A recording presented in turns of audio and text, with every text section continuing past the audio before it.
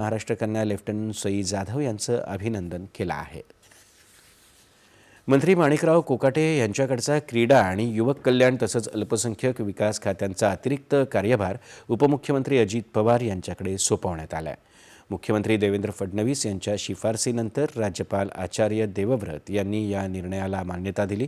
पुढचा आदेश जारी होईपर्यंत ही दोन्ही खाती पवार यांच्या अखत्यारीत राहतील। कोकाटे यांच्याशी संबंधित न्यायालयीन आणि राजकीय घडामोडींच्या पार्श्वभूमीवर राज्य मंत्रिमंडळातल्या जबाबदाऱ्यांमध्ये हा बदल झाला आहे। दरम्यान कोकाटे यांनी अद्याप मंत्रिपदाचा राजीनामा दिलेला नाही।